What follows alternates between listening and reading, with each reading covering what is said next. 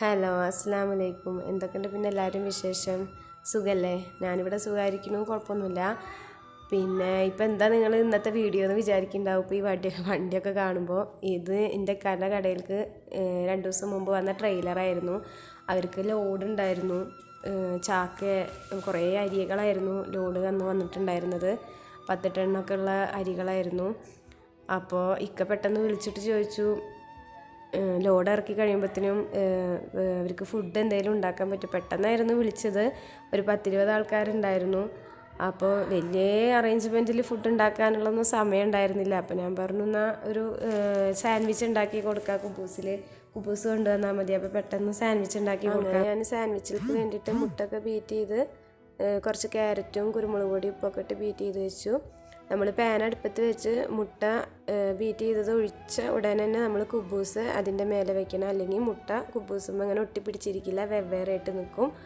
അങ്ങനെ അത് ഒക്കെ 10-20 എണ്ണമൊക്കെ ശരിയാക്കി കഴിഞ്ഞിട്ട് ഞാൻ കുറച്ച് ചീസും ജുബനും പിന്നെ കെച്ചപ്പും കുറച്ച് ക്യാരറ്റും കുക്കുമ്പറൊന്നും ഇവിടെ ഉണ്ടായിരുന്നില്ല, വേഗം ഉള്ളതല്ലായിരുന്നു പരിപാടി. അപ്പോൾ പിന്നെ ഉള്ള സാധനങ്ങളൊക്കെ വെച്ചിട്ട് ഞാൻ അങ്ങനെ അത് റെഡിയാക്കി കൊടുത്തു.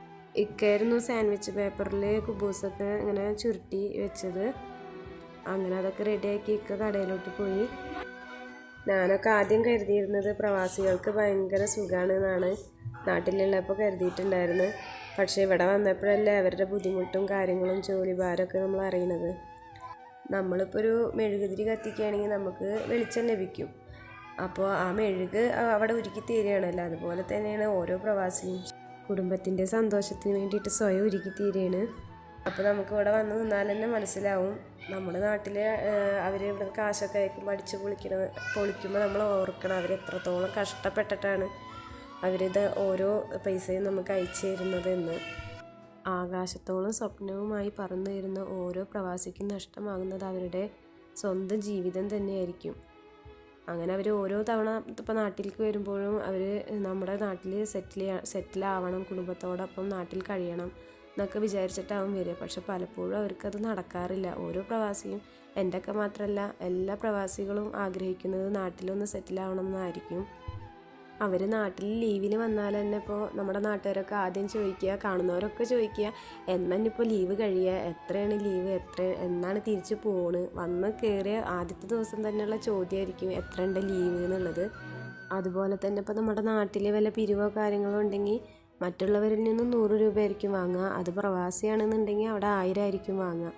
അതിപ്പോൾ കാശുള്ള പ്രവാസിയായാലും കാശില്ലാത്ത പ്രവാസിയായാലും അവർ ഗൾഫുകാരനല്ലേ എന്നുള്ള ചിന്തയാണ് നമ്മുടെ നാട്ടുകാർക്ക്. പ്രവാസി ജീവിതം എന്ന് പറയുന്നത് ഒരു ഏകാന്തത തന്നെയാണ്. അവരിപ്പോൾ സ്വന്തം കുട്ടികളുടെ വളർച്ച കാണാനോ കുടുംബത്തിലത്തെ വല്ല ഫങ്ഷനിലോ അങ്ങനെ മറ്റുള്ള വിശേഷങ്ങളിലൊന്നും പങ്കെടുക്കാനോ കഴിയാതെ അവരവരുടെ ജീവിതം തന്നെ, സ്വന്തം ജീവിതം തന്നെ മറന്നു പോവുകയാണ്. അവർ മറ്റുള്ളവർക്ക് വേണ്ടി, സ്വന്തം കുടുംബത്തിന് വേണ്ടിയിട്ട് അവർ മറന്നു പോവുകയാണ് പ്രവാസികൾ.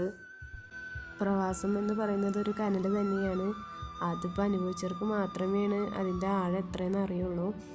ആ പാവങ്ങൾ അവരുടെ നല്ല ആരോഗ്യവും ജീവിതത്തിൻ്റെ നല്ല സമയവും സങ്കടങ്ങളും പ്രയാസങ്ങളുമായി ആരോടും പറയാതെ കുടുംബത്തിന് വേണ്ടിയിട്ടാണ് കഷ്ടപ്പെടുന്നത്. അങ്ങനെയുള്ള എല്ലാ പ്രവാസികളിലും നിൻ്റെ കാവലുണ്ടാകട്ടെ റബ്ബേ.